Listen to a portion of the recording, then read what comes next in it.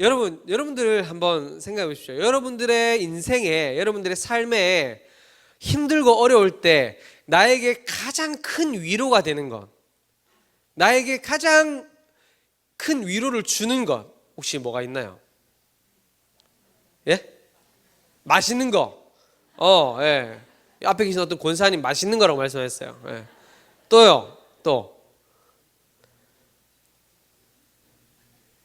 없어요? 말씀. 아, 완전 뭐 우리 거룩하신 사님께서 저는 저를 위로해 주는 것들도 참 많이 있어요. 뭐 저희 가족도 있고 또 앞에 계신 권사님처럼 제가 좋아하는 맥도날드 햄버거도 있고 그런 것들이 있는데 그런 이 땅에서 우리에게 주는 위로, 우리에게 위로를 줄 수 있는 것들은 잠시 잠깐이죠. 그렇죠? 뭐 맛있는 것도 먹을 때는 좋은데 먹고 나면 바로 어떻게 됩니까? 아이씨 짜증나. 배불러. 아이 진짜 배 터져 죽겠네. 좀 전에 배고파 죽겠네 그러놓고는 배불러 죽겠네 그러고 맞죠 사람이. 이 땅에 위로를 주는 것은 한순간이고 금방 변해버린다라는 거예요. 그래서 우리가 이 시간에 위로, 우리 성도에게 주는 위로에 대해서 우리가 한번 나누어 봤으면 좋겠습니다. 무엇을 바탕으로 볼 거냐면 하이델베르그 교리 문답이라는 것을 통해서 좀 봤으면 좋겠어요. 우리가 개혁주의 교회에 두 가지의 굵직굵직한 교리 문답이 있습니다. 첫 번째가 뭐냐면 여러분들 잘 아시는 웨스트민스터 신앙고백, 웨스트민스터 신앙고백이라는 게 있고, 그리고 또 한 가지가 뭐냐면 제가 말씀드렸던 하이델베르그 교리 문답이라는 게 있습니다. 이 두 가지는 그냥 뭐 이름은 이제 지역 이름이고, 이게 이제 칼빈주의 교리, 그리고 이제 핵심적인 것은 성경 말씀을 어떻게 성도들에게 교리를 제대로 가르칠 것이냐라는 것을 이제 연구해서 그것을 이제 문항으로 만들어서 질문하고 답하는 형식으로. 여러분들 세례 교육 받아보셨잖아요. 그렇죠? 세례 교육 받을 때도 공부하고 장로님들이나 목사님들이 질문하고 답하고 하잖아요. 그런 형식으로 되어 있는 교리 문답서예요. 근데 여러 가지 이제 교리 문답서 가운데 이 하이델베르크 교리 문답이라는 것은 첫 번째 제일 처음 시작이 무엇으로 시작하느냐면 위로로 시작합니다. 위로. 하나님의 위로. 네. 왜 하나님의 위로로 시작할 것이냐. 질문 1번이 어떻게 시작하냐면 혹시 한번 PPT 다음 장 한번 넘겨줘 보시겠어요? 글자 보이십니까? 네, 이게 1문, 제일 처음 1문인데 위에 1문 굵은 글자 있죠? 같이 한번 읽어볼까요? 시작. 죽어서나 당신의 유일한 위로는 무엇입니까? 네, 이 처음 질문, 당신의 위로는 무엇입니까? 라는 질문으로 시작을 하는 거예요. 왜 위로에 대해서 이야기하느냐? 그것은 이 복음의 은혜, 이 구원의 은혜는 우리에게 위로가 되기 때문입니다. 이 복음의 은혜, 이 복음의 은혜, 구원의 은혜는 우리에게 위로를 주는데, 우리가 이 복음을 통해서 우리가 위로를 받으려면 가장 먼저 선행돼야 될 게 있어요. 뭐냐 하면 자, 손가락을 이렇게 나한테 이렇게 해서 자, 내 모습을 알아야 한다. 예, 제가 조금 더 이렇게 잠을 깨우려고 내 꼬라지를 알아야 된다 하려다가 어르신들이 계셔가지고 내 모습을 알아야 된다라고 했습니다. 예, 또 너무 예의 없어 보일 것 같아서 내 모습을 알아야 된다는 거예요. 왜냐하면 나는 위로받을 일이 없는데, 나는 뭐 부족한 것도 없고, 나는 슬프지도 않고 아프지도 않는데 뭐 내가 왜 위로를 받아야 돼? 하면 그 사람한테는 복음이 아무 필요가 없어요. 그렇죠? 그런데 내 모습을 철저하게 아는 거예요.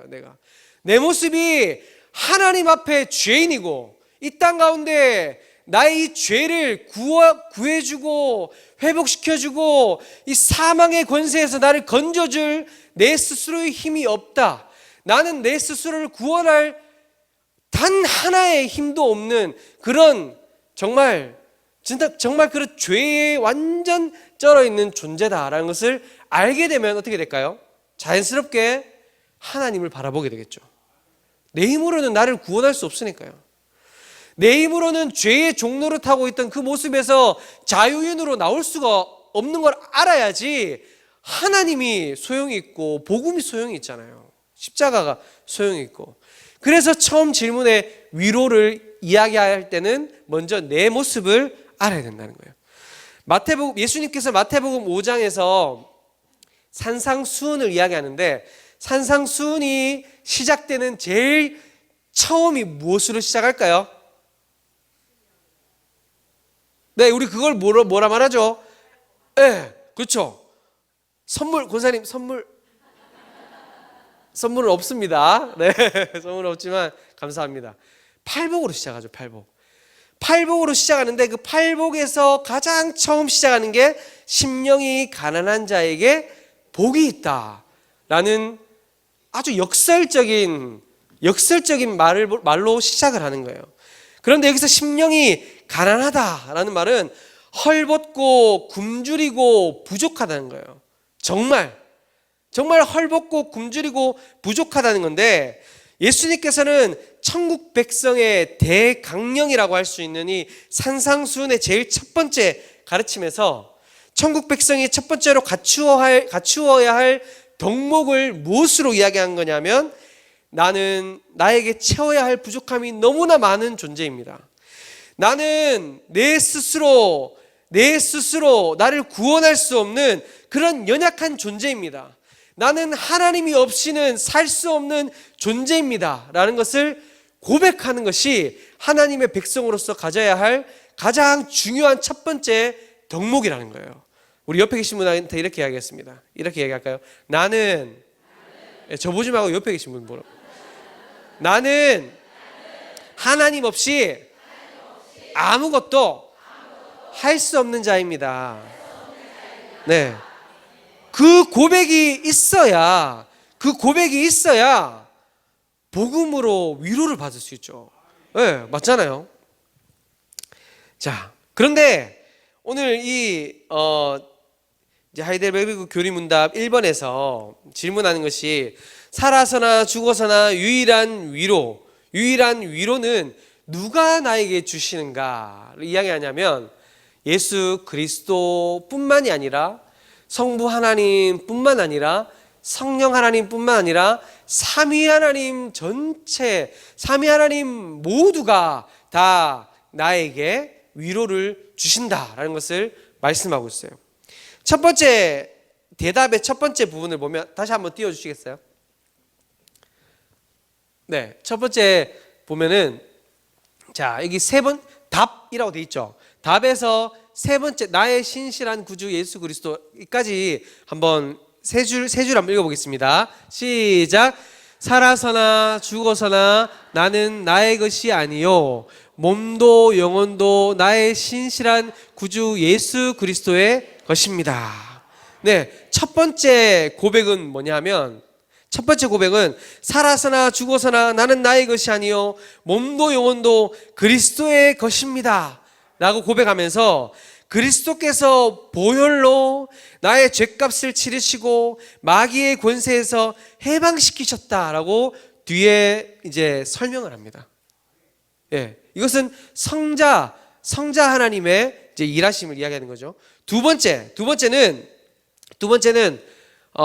또한 하늘에 계신 나의 아버지의 뜻이 아니면 머리털 하나도 땅에 떨어지지 않도록 나를 보호하신다. 참으로 모든 것이 합력하여 나의 구원을 이루도록 하십니다 라는 답을 통해서, 성자 하나님뿐만 아니라 성부 하나님도 우리에게 위로를 주신다라고 이야기하고 있습니다. 그리고 또 마지막 부분은, 자, 마지막 부분 밑에 두 줄 같이 한번 읽어볼까요? 시작.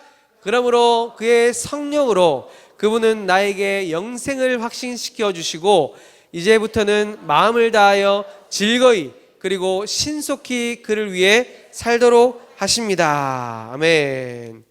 이렇게 삼위 하나님이 열심히 우리의 구원을 위하여 일하시고 우리에게 위로를 주신다, 우리의 위로를 주시기 위해 일하신다라고 말씀하고 있어요.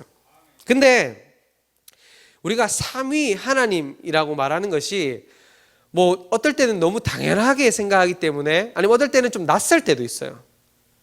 우리가 보통 뭐 예수님 이름으로 기도합니다. 그리고 하나님 아버지라고 말하고, 찬양할 때는 성령님 성령님 사랑합니다 이렇게 말하지만, 삼위 하나님을 우리가 같이 이야기하는 것이 나에게 뭐 무슨 의미가 있지? 삼위 하나님이 나에게 어떤 의미가 있지? 탁 와닿지 않을 때가 있어요. 그런데 성경에 보면 이 삼위 하나님이 함께 나타나는 성경 구절이 있거든요. 첫 번째, 세례에 관한 성경 구절이 있습니다. 자, PPT 한번 넘겨주시겠어요? 자, 같이 한번 읽어보겠습니다. 마태복음 28장 19절 시작. 아버지와 아들과 성령의 이름으로 세례를 베풀고. 아멘. 여러분, 세례는 무엇입니까? 한 불신자가 하나님의 백성 공동체, 이 교회 앞에 증인들 앞에서 나는 이제 하나님을 위해 살겠습니다. 나는 하나님의 백성이 되었습니다. 라는 것을 이제 고백하면서 교회의 성도로, 한 교회 공동체로 가입하는 게 세례잖아요. 그렇죠? 근데 이 일이 성자, 성부, 성령 한 분 하나님으로 되는 것이 아니라 삼위 하나님의 이름으로 된다는 거예요. 삼위 하나님의 이름으로. 그래서 우리가 세례를 줄 때도 삼위 하나님의 이름으로 세례를 주고라고 말씀하고 있는 것이죠. 자, 그러면 베드로전서 1장 2절 말씀, 자, 다음 PPT 한번 넘겨주십시오. 베드로전서 1장 2절 말씀 같이 한번 읽어보겠습니다. 시작.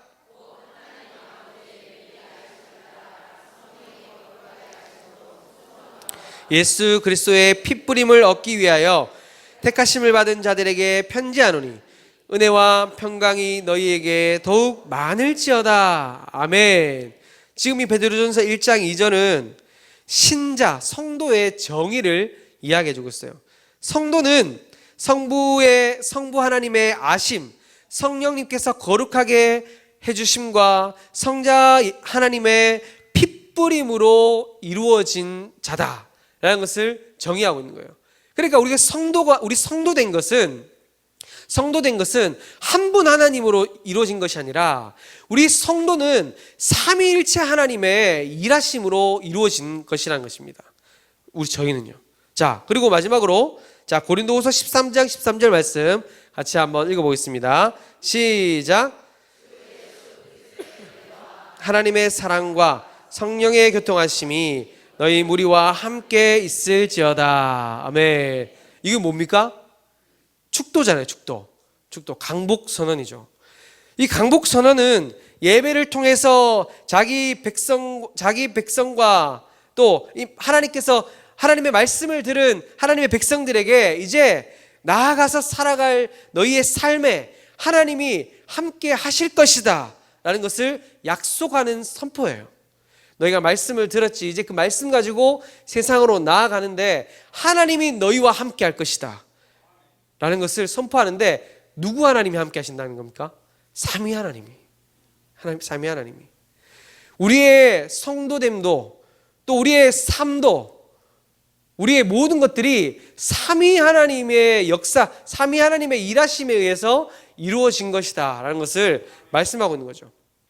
그런데 여기서 정말 우리에게 위로를 주는 것은, 또 우리가 성자 하나님과 성부 하나님과 성령 하나님의 일하심을 통해서 우리가 짧게 한번 보겠습니다. 우리에게 성자 하나님이 위로를 주는 방법은 뭐냐면, 자신의 보혈로 마귀에게 속해 있던 우리를 값을 주고 사심으로써 우리를 자유케 하셨다는 거예요. 우리가 처음에 우리가 위로받아야 될 자라고 이야기했잖아요. 그렇죠? 우리 힘으로는 우리를 구원할 힘이 없는 자라고 우리는 이야기했잖아요. 그렇죠? 그런데 우리가 이런 내 힘으로 구원할 수 없는, 그런 정말 내 힘으로는 단 하나도 선한 것을 할 수 없는 그런 존재인데, 그런 우리를 위해 예수님께서 피 흘려 주셨는데, 그 예수님의 피가 유한한 것이 아니라 영원한 하나님의 아들의 그 보혈의 피를 우리를 위해 쏟아주셨고, 그 보혈의 피로 우리는 죄의 종에서 자유인이 되었다라는 것입니다.